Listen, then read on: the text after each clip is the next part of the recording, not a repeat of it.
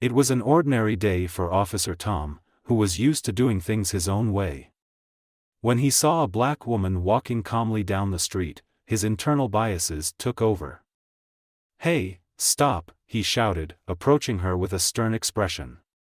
The woman, whose name was Amanda, stopped calmly. Her confident demeanor didn't sit well with Tom, and he immediately began nitpicking. "ID, now. What are you doing here?" Amanda, silently pulling out her ID from her pocket, didn't expect what happened next. In a flash, Tom grabbed her arm and twisted it behind her back. The handcuffs clicked shut with a familiar sound, and Tom looked at her with a smug sense of superiority. But he had no idea he'd just sealed his fate. Because Amanda. What do you think should happen next? Share your thoughts in the comments, tell us your name and where you're watching this video from. We'd love to hear from you. If this story caught your attention, make sure to subscribe to our channel so you don't miss the continuation. We bring you even more stories that inspire, provoke thought, and leave a lasting impact. The morning sun filtered through the dusty windshield of Tom's squad car as he sipped lukewarm coffee from a paper cup. It was another uneventful day in the small suburban precinct where he patrolled. The streets were quiet, dotted with joggers, dog walkers, and the occasional cyclist. To most, it was an idyllic neighborhood. To Tom, it was a stage where he ruled with unquestionable authority. Tom prided himself on his ability to read people, though his judgments were often clouded by prejudice. To him, certain people simply didn't belong in this part of town. And when they appeared, he felt it was his duty to remind them of that. His belief in his own instincts bordered on arrogance. He rarely questioned his decisions, no matter how trivial or unjust they might be. As he cruised through the familiar streets, his eyes scanned for anything, or anyone, that felt out of place. Spotting a black woman walking down the sidewalk with confident strides immediately piqued his interest. She wore a neatly pressed blazer, her head held high, and carried a small messenger bag over her shoulder. To most, she would have appeared professional, perhaps on her way to a meeting or returning from work. But to Tom, her presence was suspicious. He slowed the patrol car, rolling down the window to get a better look. His overconfidence whispered to him, "She doesn't belong here." He told himself he was acting on intuition, but deep down, his actions were fueled by bias he'd never acknowledged. Tom pulled over, his tires crunching against the gravel on the side of the road. He grabbed his cap and adjusted his belt before stepping out of the car with an air of authority. The woman glanced his way but didn't slow her pace. "Hey! Stop right there," he called, his voice sharp and commanding. The woman stopped and turned to face him, her expression calm and composed. There was no fear in her eyes, no defensiveness, just a quiet confidence that unsettled Tom. "What are you doing here?" he asked, walking toward her with deliberate steps. "I'm walking," she replied evenly, her tone polite but firm. Tom frowned. Something about her composure irritated him. He was used to people stammering, apologizing, or fumbling for explanations when he confronted them. Instead, she simply stood there, waiting for him to continue. "Let me see some ID," he demanded. The woman, who introduced herself as Amanda, reached into her bag and retrieved her identification without hesitation. Tom snatched it from her hand, his eyes scanning the card with exaggerated scrutiny. "This doesn't explain why you're here," he said, handing it back to her. "You live around here?" Amanda tilted her head slightly. "I don't think I need to answer that," she said, her tone neutral. Her response felt like a challenge, though she had said nothing wrong. Tom's jaw tightened. His overconfidence turned to irritation, and irritation quickly morphed into something darker, a need to assert his control. "Well, I think you do," he said, stepping closer. "Unless you want this to get more complicated than it needs to be." Amanda held his gaze, unflinching. Her calm demeanor only fueled Tom's frustration. He didn't know why, but he felt the urge to knock her down a peg, to remind her who was in charge. In that moment, Tom didn't see Amanda as a person, he saw her as a threat to his authority. And in his world, threats had to be dealt with swiftly and decisively. As he reached for the cuffs on his belt, he didn't realize that his actions were setting the stage for a reckoning he would never forget. The late morning sun bathed the quiet suburban street in a warm glow, the kind of idyllic scene that might grace a postcard. Amanda walked briskly, her heels clicking softly against the pavement, her shoulders squared with quiet confidence. She was used to commanding attention, not because of her appearance, but because of the way she carried herself. Years of FBI training had instilled in her a natural poise, an air of competence that often unnerved those who thrived on control. Tom, sitting in his patrol car a few meters away, narrowed his eyes as he watched her. To him, Amanda's confidence didn't read as professional or composed, it felt audacious, even challenging. Who does she think she is? He thought, his jaw tightening. In his mind, people like her, people who didn't fit his image of belonging, had no right to act like they owned the space. He turned the key in the ignition, pulling his squad car over to the curb. Amanda glanced briefly in his direction but continued walking, her stride unfaltering. "Hey! Stop right there," Tom barked, stepping out of his vehicle. Amanda halted and turned to face him, her face calm, her expression unreadable. "Is there a problem, officer?" she asked evenly. Tom approached her, his hand resting on his belt. "That depends. What are you doing here?" "I'm walking," she replied simply, her tone polite but firm. Her straightforwardness threw him off balance. Most people would stammer, offer an explanation, or at least show some nervousness under the scrutiny of a uniformed officer. Amanda's calm demeanor was like a brick wall against his usual tactics. "Walking where?" Tom pressed, stepping closer. Amanda raised an eyebrow. "To my destination." Her deliberate vagueness irritated him. Tom's need to assert dominance flared, and he crossed his arms. "This isn't a neighborhood where you just pass through," he said, his tone laced with accusation. "You live around here?" Amanda's expression didn't change. "Is that a question or an assumption?" she asked, her voice as steady as ever. The response felt like a challenge, and Tom's irritation turned into a simmering anger. In his mind, she was being difficult, defiant, even. It didn't matter that she had done nothing wrong, her confidence, her calmness, her refusal to cower were enough to make her a target. "Let me see your ID," he demanded. Amanda reached into her bag without hesitation and retrieved her identification. She handed it to him, her movements measured and deliberate. Tom snatched it from her hand, flipping it over as though he might find something incriminating in the fine print. "This doesn't explain why you're here," he said after a moment, handing the card back to her. "What are you doing walking alone in this area?" Amanda looked him directly in the eye. "Officer, with all due respect, I don't believe I'm obligated to answer that." Her tone was calm, her words unassailable, but to Tom, they might as well have been a slap in the face. His authority felt undermined, his control slipping through his fingers. "Well, I think you are," he snapped, his voice growing sharper. "Unless you want this to escalate." Amanda's expression remained composed, but her silence only stoked the fire in Tom's chest. She wasn't supposed to act like this, unshaken, unbothered by his intimidation. He needed to show her who was in charge. "You're being suspicious," he added, his tone accusatory. "People don't just walk around here without a reason."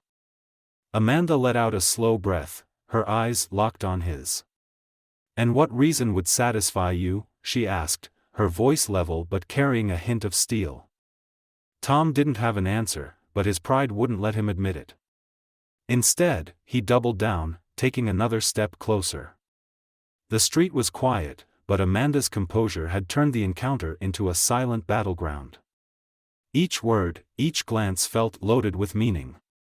Tom's irritation boiled over into anger, and his hand moved instinctively to the cuffs on his belt. "Turn around," he ordered. Amanda blinked, her calm finally breaking into a frown. "Excuse me?" "You heard me," Tom barked, his voice louder now. "Turn around and put your hands behind your back. I'm taking you in for questioning." "For what?" Amanda asked, her voice sharper now. Tom didn't respond immediately. He didn't need a reason, at least, not in his mind. All he needed was to reassert his dominance, to remind her that he was in control. The sound of the cuffs clicking open filled the air as Tom's impatience turned into action. Amanda stood still, her jaw tightening, but she didn't resist as he reached for her arm. Tom didn't realize it yet, but this moment, this single, rash decision, was the beginning of the end for him. As the cuffs snapped shut around Amanda's wrists, he believed he was asserting his authority. What he didn't know was that he had just crossed a line he couldn't uncross. The moment was a turning point, though neither of them knew it yet. Amanda's calm composure, her refusal to cower, had stoked a fire in Tom that he couldn't, or wouldn't, control. To him, her demeanor wasn't confidence, it was defiance.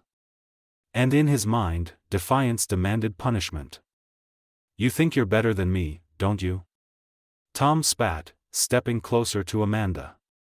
His voice was low and menacing, loud enough for her to hear but quiet enough to avoid drawing immediate attention from passers-by.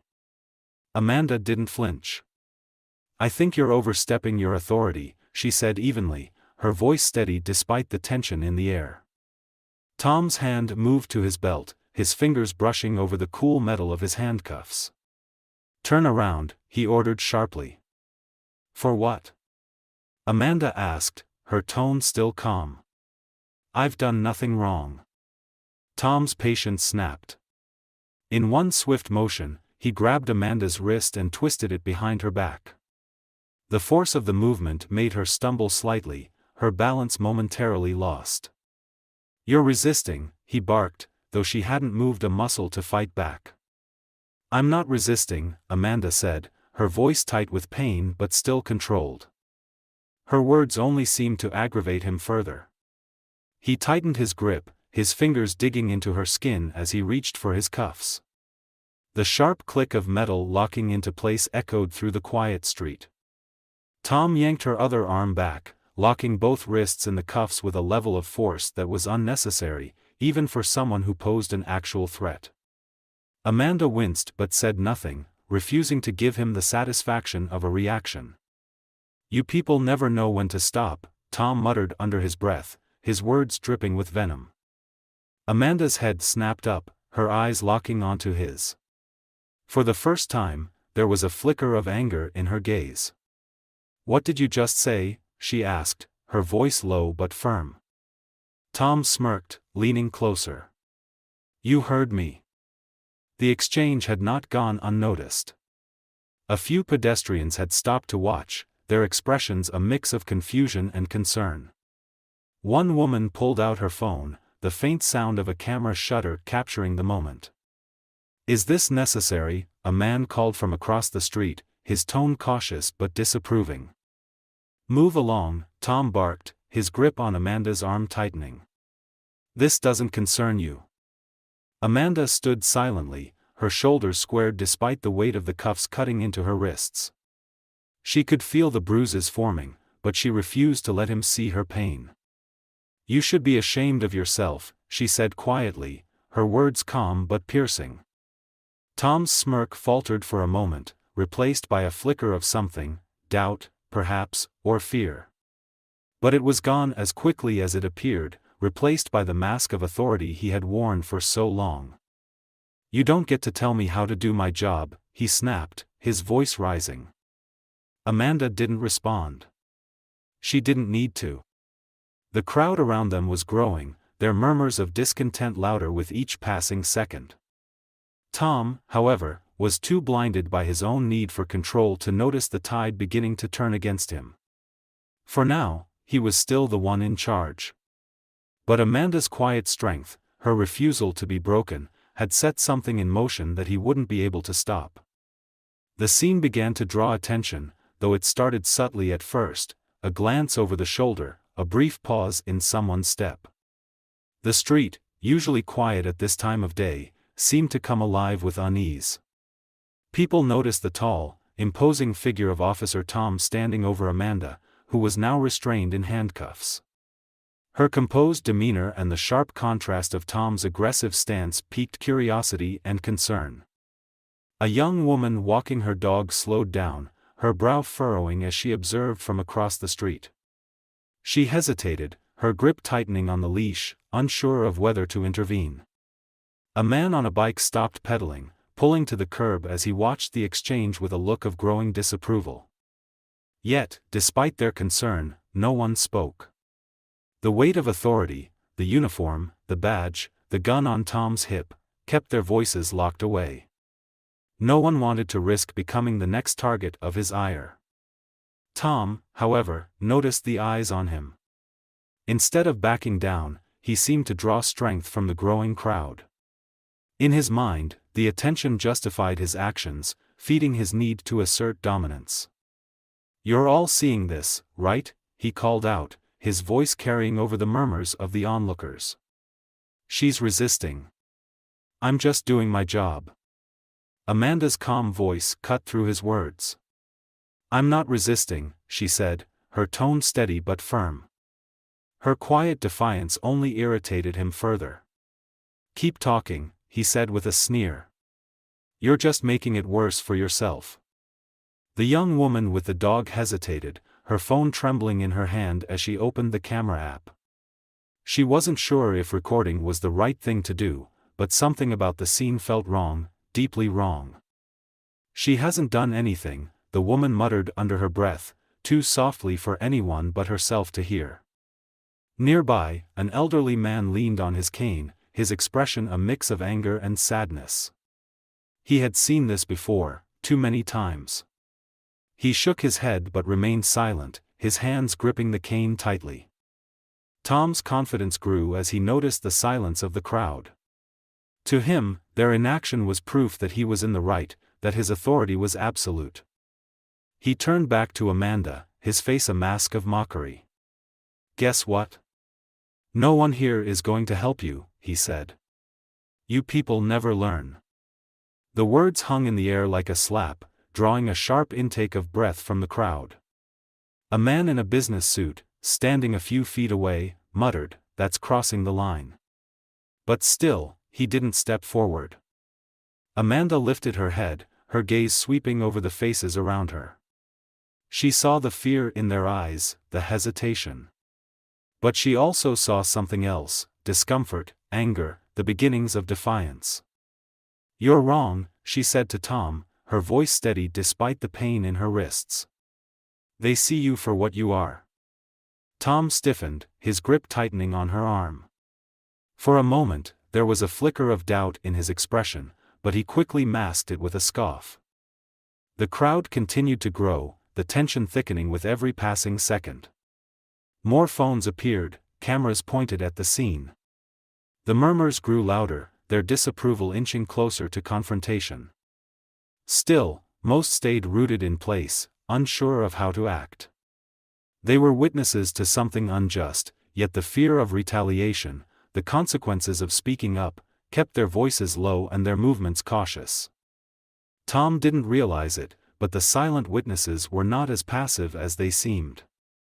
With every recorded moment, every whispered word, the seeds of resistance were being sown. The tide was beginning to turn, and while the officer stood tall in his imagined authority, his downfall was slowly taking shape. The sun hung high in the sky, casting sharp shadows across the tense scene. Amanda stood still, her shoulders squared despite the biting grip of the cuffs around her wrists. Her face, though strained with discomfort, remained composed, her lips pressed into a thin, unyielding line. She had nothing to prove to this man who abused his authority, and her silence spoke volumes. Tom, however, mistook her calm for defiance. To him, her refusal to break was an insult, a challenge to the power he believed he held. The murmurs of the growing crowd barely registered as he leaned in closer to her, his voice low but sharp enough for bystanders to catch snippets of his words. "You think you're better than me, don't you?" he hissed, his breath hot with irritation. "Standing there all smug, like you don't have to answer to anyone." Amanda's gaze remained steady. She didn't flinch, didn't give him the satisfaction of a reaction. Instead, she simply held his stare, her silence a quiet act of defiance that said more than any words ever could. This only made Tom angrier. He straightened up, raising his voice so the crowd could hear. "See this?" he said, gesturing toward Amanda as if she were an exhibit on display. "This is what entitlement looks like. Thinking the rules don't apply to her."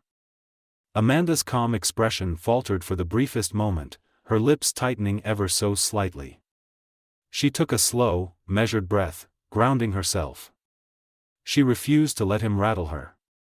"She hasn't done anything wrong," a voice called from the crowd, breaking the tense silence.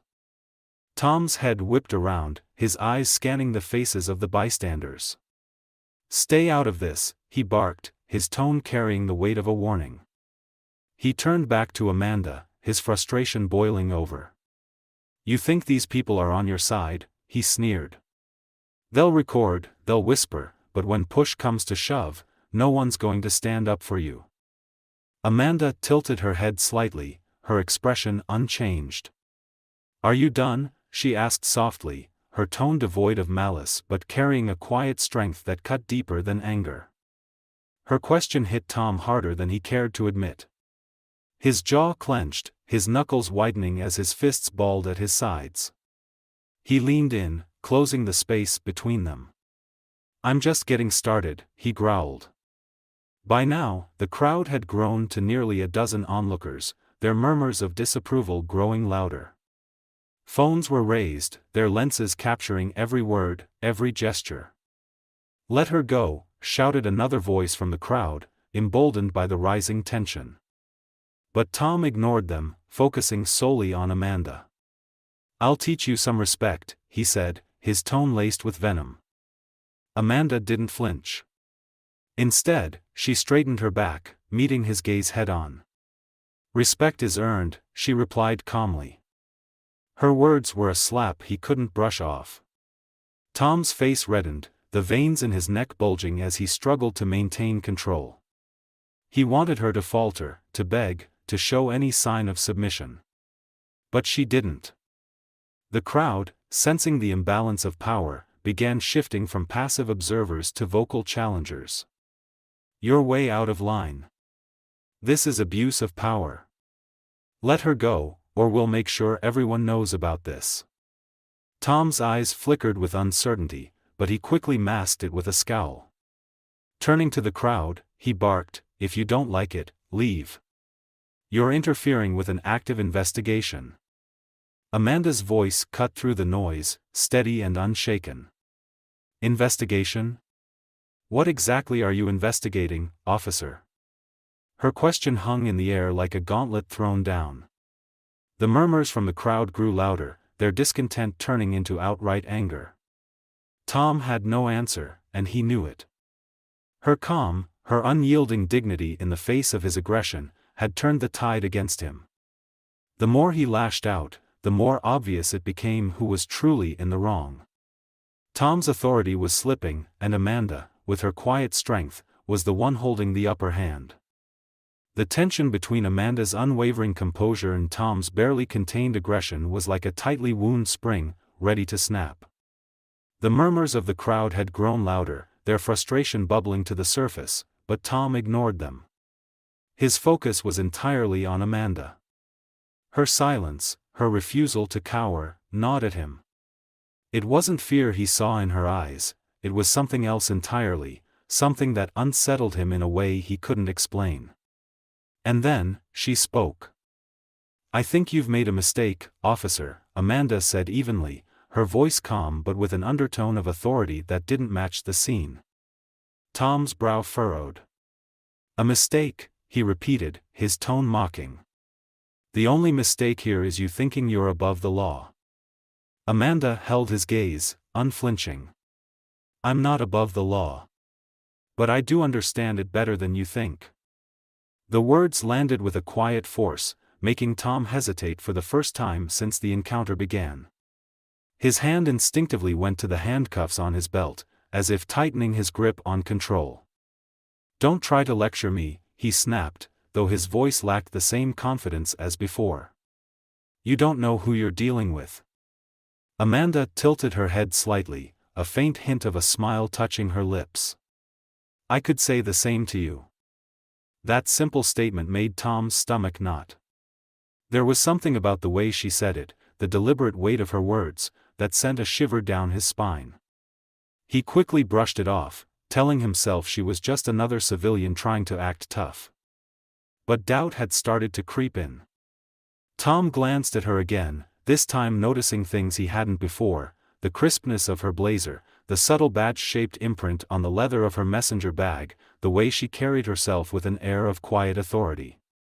She didn't look like someone who belonged in cuffs. Still, his ego wouldn't let him back down. "You're just trying to play games," he said, his voice rising. "Whatever you think you know, it doesn't matter here. I'm the one in charge." Amanda took a step closer, her movements slow and deliberate. Even with her wrists cuffed behind her, she radiated confidence. "Are you?" she asked softly, her calm tone slicing through his bravado. The crowd watched in hushed anticipation. They sensed the shift in the air, the way Amanda's words had begun to peel away at Tom's armor. "Stop playing coy," Tom barked, his grip tightening on her arm. "If you've got something to say, say it." Amanda exhaled slowly, her gaze steady. "I was going to let this go," she said, her voice calm but firm. "But you've left me no choice." The weight of her words hung in the air, thick and heavy. For the first time, Tom felt a sliver of unease. He opened his mouth to retort but stopped himself, unsure of what she meant. The crowd began to murmur again, sensing that something significant was about to unfold. Amanda's eyes met his, and for a moment, everything seemed to still. "You think you're the one in control," she said, her voice steady, almost sympathetic. "But you have no idea who you're dealing with." Tom's jaw clenched, but the seed of doubt was firmly planted.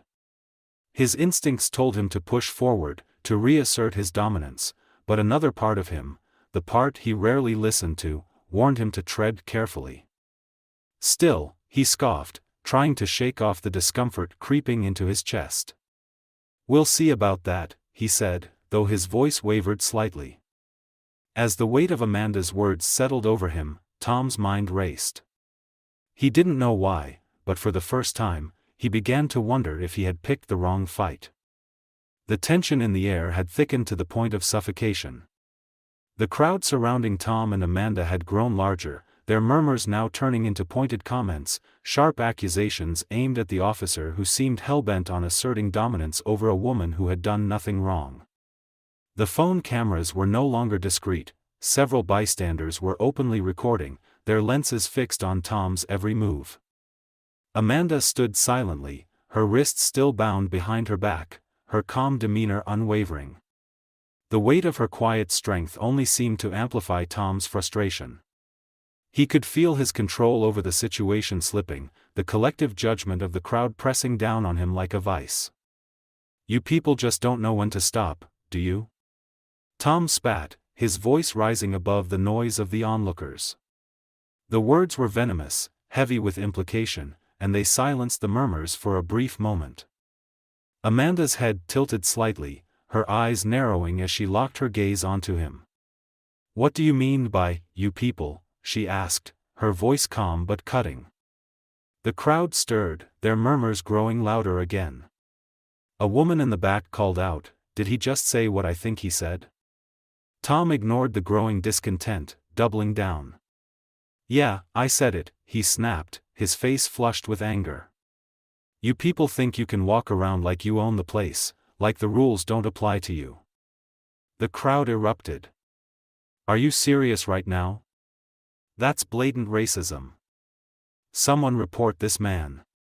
Tom's jaw clenched as he turned to face the crowd. "Mind your own business," he barked, his voice cracking slightly. "You don't know what she's capable of. People like her." "People like her," a man interrupted, stepping forward. "You mean black people?" Tom hesitated, his face reddening further. "I didn't say that," he muttered defensively, but the damage was done. The phones in the crowd were now capturing every second, every word, every gesture. Amanda, still calm, spoke again, her voice steady and deliberate. "Officer, do you hear yourself?" she asked. "Do you understand the weight of what you're saying?" Her question hung in the air, unanswered. Tom's anger boiled over, his need to reassert control overriding any sense of caution. "Don't lecture me," he shouted, pointing a finger at her. "You people always think you're the victim, but you're the ones causing the problems." Gasps rippled through the crowd, followed by a collective chorus of outrage. "This is disgusting. Get his badge number. Call the police department, this can't go unchecked." Amanda stood tall, her composure unshaken despite the officer's hateful words. She glanced at the crowd, her eyes meeting those of the onlookers who were now fully on her side. "Thank you," she said softly, her voice carrying over the noise. "Your support means more than you know." Her gratitude only fueled Tom's frustration further. He stepped closer to her, his body towering over hers. "You think they're going to save you?" he sneered. "They'll record, they'll shout, but at the end of the day, I'm the one with the badge." Amanda's lips pressed into a thin line, her expression unreadable. "For now," she said simply. Tom froze for a moment, her words cutting deeper than he expected. But his pride wouldn't let him back down. Instead, he turned back to the crowd, his chest heaving as he tried to regain control. "I'm doing my job," he shouted. "If you don't like it, tough." But the crowd wasn't buying it. The energy had shifted entirely, the power dynamics flipping in an instant. Tom's words had exposed him for who he truly was, and the crowd wasn't going to let him forget it. As the phones continued recording, Tom unknowingly sealed his fate. His racist remarks, his aggression, and his blatant abuse of power were no longer confined to this street, they were about to be broadcast to the world. And once they were, there would be no going back. The atmosphere crackled with tension as the crowd's outrage reached a fever pitch. Amanda remained calm, her steady composure standing in stark contrast to Tom's unraveling. His face was flushed, his breathing ragged, and his attempts to reassert control only made the situation worse. Every word he spoke, every move he made, was being recorded, and the crowd's disapproval was growing louder by the second. Amanda, still standing with her hands cuffed behind her back, watched Tom carefully. She knew the moment to act was near. His anger blinded him, but she could see the faintest flicker of unease in his eyes, a crack in his self-assured facade. It was time to end this. "Officer," she said, her voice clear and steady, cutting through the noise. Tom turned sharply toward her, his jaw tight. "What?" he snapped. "Uncuff me," Amanda said calmly. He scoffed. "Not a chance. You're not going anywhere until I say so." Amanda tilted her head slightly, her expression calm but firm. "You don't want to do this." Tom laughed bitterly. "Oh, really? And why's that?" Amanda straightened, her gaze unwavering. "Because you're about to make the biggest mistake of your career." The murmurs in the crowd quieted as her words registered. The tension in the air shifted, curiosity replacing some of the anger as people leaned in to hear what would happen next. Tom's confidence faltered for a brief moment, but he quickly masked it with a sneer. "You think you can intimidate me? Lady, I've dealt with people like you my whole career." Amanda sighed softly, almost as if she pitied him. "No, officer. You haven't dealt with someone like me before." With that, she slowly turned her head toward the bag hanging at her side. "Check the front pocket," she said. Tom hesitated, his brow furrowing. The crowd watched in silence, their phones still recording, every eye fixed on the unfolding scene. Why? He asked suspiciously. Just check, Amanda said evenly. Unless you're afraid of what you'll find. The challenge hung in the air, daring him to act. Tom scowled but reached for the bag, fumbling with the zipper of the front pocket. Inside, he found a leather badge wallet, its surface worn but polished. His fingers froze as he flipped it open, revealing a shiny gold badge engraved with the unmistakable letters, Federal Bureau of Investigation. The breath caught in his throat. His face turned ashen, and for a moment, he was completely still, as if the world had stopped spinning. "You're FBI?" he stammered, his voice barely audible. Amanda nodded once, her expression unreadable. "Special Agent Amanda Harris," she said, her tone matter-of-fact. "And you've just assaulted a federal officer." The crowd gasped audibly, their whispers turning into an uproar. "She's FBI? He's so screwed. Get this on video, this is insane." Tom stumbled back a step, the badge still clutched in his hand as if it had burned him. "I didn't know," he began, his voice trembling. Amanda interrupted him, her tone as sharp as a blade. "You didn't care." Her words landed with the force of a hammer, and Tom's defenses crumbled further. He looked around, his eyes darting from the furious crowd to the phones pointed directly at him. Panic set in, and his usual bravado was replaced with visible fear. "Look, we can work this out," he stammered, his voice desperate. "I didn't mean." "Uncuff me," Amanda said firmly, cutting him off. Tom fumbled with the key, his hands shaking as he removed the cuffs. Amanda rubbed her wrists, the red mark stark against her skin, but her gaze never wavered from Tom. "You've made this far worse than it needed to be," she said, her voice low and controlled. "And now, you'll answer for it." The crowd erupted into cheers and applause, their phones still recording as Amanda stood tall, her badge gleaming in the sunlight. Tom stepped back, his face pale, his confidence shattered. For the first time in his career, he wasn't the one in control. And as the weight of what he had done sank in, he realized that there was no escaping the consequences that were about to come crashing down on him. The chaos in the crowd was nothing compared to the storm brewing online. By the time Amanda walked away from the scene, her wrists red from the cuffs but her composure unshaken, several videos of the confrontation had already made their way to social media. Captions like "Racist Cop vs. FBI Agent" and "Justice Served in Real Time" began trending within hours. Tom's face, twisted with anger and arrogance, was now plastered across countless screens, his words dissected and condemned by a rapidly growing audience. In his precinct, the fallout began almost immediately.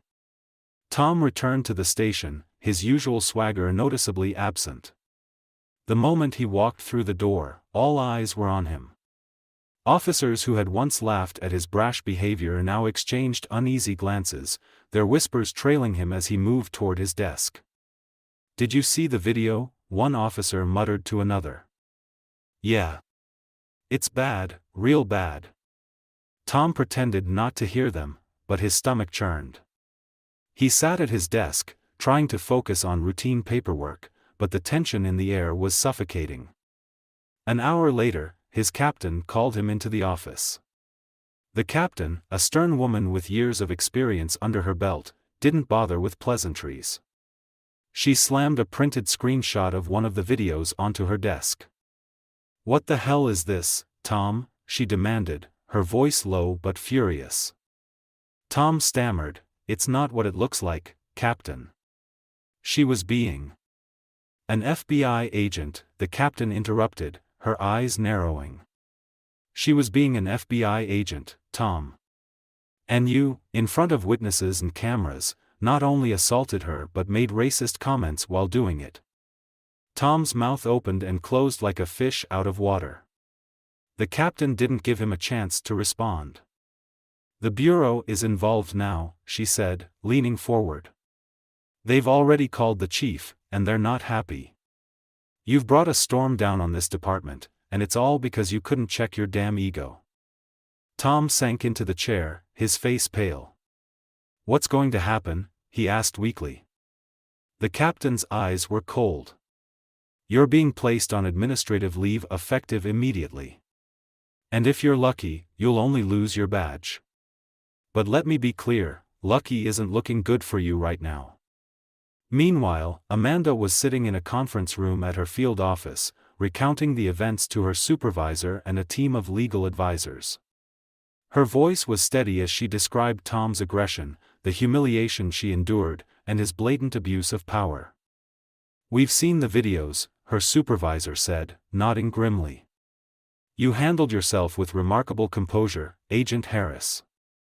This could have gone much worse. Amanda's expression softened slightly, but her voice remained firm. It shouldn't have happened at all. Her supervisor agreed. And it won't go unanswered. We've already reached out to the local authorities. This officer will face disciplinary action, and will ensure the Department of Justice is aware of his conduct. Back in Tom's world, the consequences were coming faster than he could process. By the end of the day, local news outlets had picked up the story, adding fuel to the firestorm online.